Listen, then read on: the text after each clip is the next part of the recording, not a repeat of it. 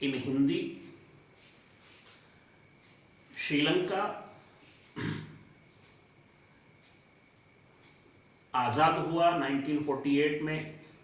ये नीदरलैंड के लोगों का गुलाम था, जैसे इंडिया गुलाम था अंग्रेज़ों का। यहाँ पे जो मोस्टली दो लैंग्वेज बोली जाती हैं, तमिल एंड सिन्हाला। 74% जो लोग हैं श्रीलंका के वो सिन्हाला लैंग्वेज बोलते हैं, और ये मेनली बुद्धिस्ट हैं। इट मीन्स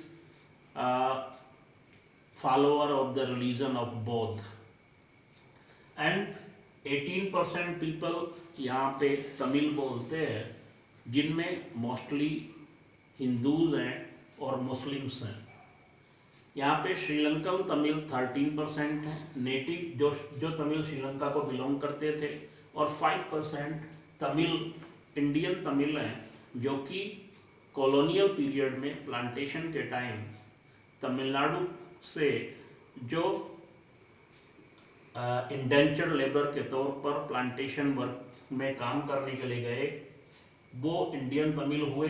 और 7% यहाँ पे क्रिश्चियन हैं, जो कि दोनों कम्युनिटीज़ को बिलोंग करते हैं।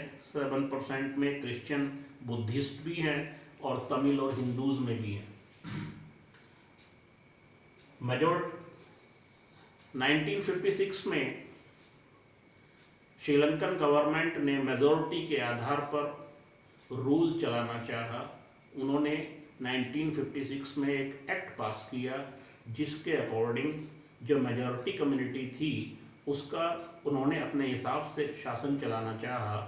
उन्होंने जो तमिल लोगों के ग्रीवेंसेस थे, उनकी जो डिमांड्स थे, उनकी जो इक्वल ट्रीटमेंट था, वो उनको दिया नहीं। तो 1956 में उन्होंने पहला काम क्या किया कि सिन्हाला लैंग्वेज को वहाँ की ऑफिशियल लैंग्वेज डिक्लेयर कर दिया। इसका मतलब क्या था कि तमिल लैंग्वेज को कोई वेटेज नहीं दिया गया, कोई इम्पोर्टेंस नहीं दी गई। और उन्होंने यूनिवर्सिटी लेवल पे और गवर्नमेंट जॉब में जो सिन्हाला एप्लीकेंट होते थे उनको प्रेफरेंस दिया in the comparison of Tamil, और बुद्धिज्म को स्टेट रिलीजन डिक्लेयर कर दिया। इसका मतलब ये था कि बुद्धिस्ट मानने वाले जो लोग होंगे उनको गवर्नमेंट प्रोटेक्शन देगी। इससे तमिल लोग नाराज हुए। उन्होंने काफ़ी लंबे समय तक इक्वल ट्रीटमेंट की मांगे की, लेकिन उनकी मांगों को स्वीकार नहीं किया गया। उन्होंने पॉलिटिकल पार्टीज़ भी बनाई, लेकिन बहुत लंबे समय तक जो गवर्नमेंट ऑफ श्रीलंका थी वो उसको डिनाई करते रहे, मना करते रहे। आखिर में आकर के इन दोनों कम्युनिटी के बीच में जो अविश्वास की स्थिति थी वो बहुत ज़्यादा बन गई, और यहाँ पे गृह युद्ध हुआ, सिविल वार। सिविल वार का मतलब होता है जब देश में रहने वाले दो अलग अलग कम्युनिटी एक दूसरे को हिंसक तरीके से मारे और काटे, वो सिविल वार होता है। तो इस सिविल वार में कई हज़ार लोग मरे दोनों कम्युनिटी के, और बहुत ज़्यादा इकोनॉमिकली और educationally Sri Lanka as a country बहुत पीछे हो गया। नाउ बेल्जियम की बात करेंगे। ये बेल्जियम एक छोटा सा देश है यूरोपियन कंटिनेंट का। इतना छोटा है जितना हमारा हरियाणा स्टेट, और यहाँ की population just over 1 crore, 1 crore से थोड़ी सी ज़्यादा है। यहाँ पे जो डिफरेंसेस हैं वो भी लैंग्वेज के बेस पे हैं। एक्चुअली ये जो देश है इसकी जो बाउंड्रीज हैं वो जर्मनी, नीदरलैंड, फ्रांस और लग्जमबर्ग से मिलती है। तो यहाँ पर मेनली जो लोग हैं वो 3 लैंग्वेज बोलते हैं, डच, फ्रेंच एंड जर्मन। 59% जो डच स्पीकिंग लोग हैं इस बेल्जियम में वो फ्लेमिश रीजन में रहते हैं, उस रीजन का नाम है, क्षेत्र का नाम है। और 40% लोग यहाँ पे फ्रेंच स्पीकिंग हैं, जो फ्रेंच भाषा बोलते हैं। वो वैलोनिया रीजन में रहते हैं, और जो बचे हुए 1% हैं वो जर्मन बोलते हैं।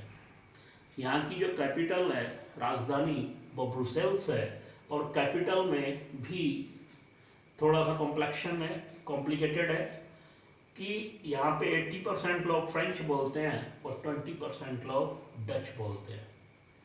ब्रुसेल्स में जो मेजॉरिटी है वो फ्रेंच की है, जबकि देश में जो मेजॉरिटी है वो डच लोगों की है।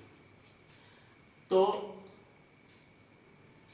यहाँ पे प्रॉब्लम ये आई कि जो माइनॉरिटी कम्युनिटी थी, जो फ्रेंच लोग बोलने वाले लोग थे, वो बहुत जल्दी डेवलपमेंट कर गए थे, इकोनॉमिकली डेवलप्ड थे, वो रिच थे in comparison of Dutch people. तो डच लोगों ने भी डिमांड की कि उनको भी इक्वल अपॉर्चुनिटी दी जाए, जिससे उनको भी आगे बढ़ने का मौका मिले। तो उन्होंने वहाँ की जो गवर्नमेंट थी बेल्जियम की, उन्होंने उसको समायोजित कर लिया, एकोमोडेशन दिया बेल्जियम की गवर्नमेंट ने।